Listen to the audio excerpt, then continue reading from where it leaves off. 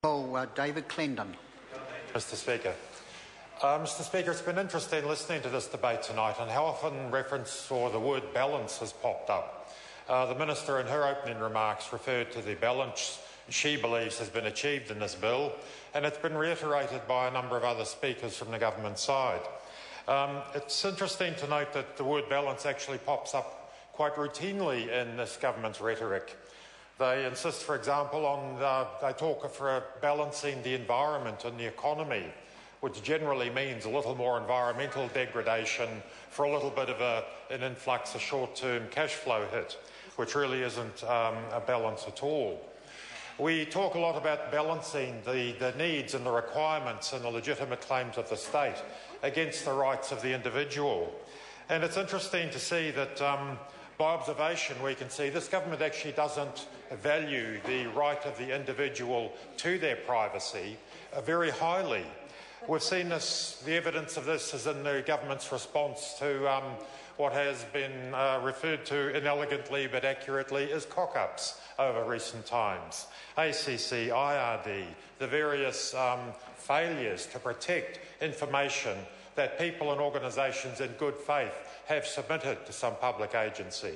There has been a distinct failure, and accidents can happen, things can go wrong, but we judge the government by their response, and almost uniformly their response has been defensive, to suggest that the government, the state, has some overwhelming right compared with that of the private citizen. And that's quite peculiar, really, coming from a government that professes to favour small rather than large government, who have been heard to utter the words nanny state about former governments in this country, and not in a good way. We saw it with the search and surveillance legislation, where, yes, there was some value in changing the law then in order to acknowledge new technologies, new challenges, but overwhelmingly it took away the rights to privacy of individuals. And this bill, unfortunately, swings far too far on that pendulum once again. The point's been made that the Labor Party is supporting this bill, but marginally. It was a line call for them clearly. They have some serious concerns about it. The policy intent of this bill is not that. It's one we could have supported and would have liked to support. We do see very initiatives like whānau ora, the logic of that, a provision of social services through multiple agencies to ensure the well-being of whānau, of communities.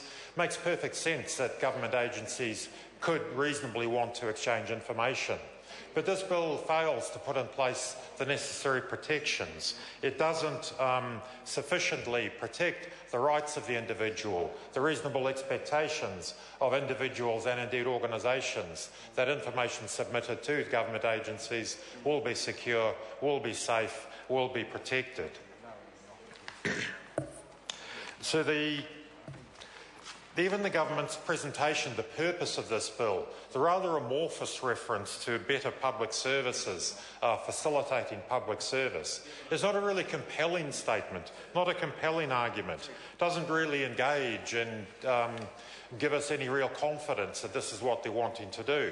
The point's been made that we had a very robust report from the Law Commission which looked at a whole range of issues and led us to think that there might be an attempt made to get a comprehensive statement, a set of privacy legislation and regulations fit for use in the 21st century, which this bill rather, unfortunately, simply meddles around the margin. It fiddles with one or 2 points. A couple of very easy improvements to this bill could have been to give the Privacy Commissioner some teeth. There is a requirement for consultation with a Commissioner, but no obligation to do anything more than have regard to. There's an opportunity, and it's a good thing, for the recommendations to be tabled in the House. But it's very easy to imagine the government of the day doing something unpopular, doing something that degraded the right of the individual to their privacy, take the political hit in the short term in order to impose their will on the community and on the individual. There could have been some quite robust protection, even in this rather short bill, where the Greens unfortunately cannot support it and will not. Kia ora. I call Mike.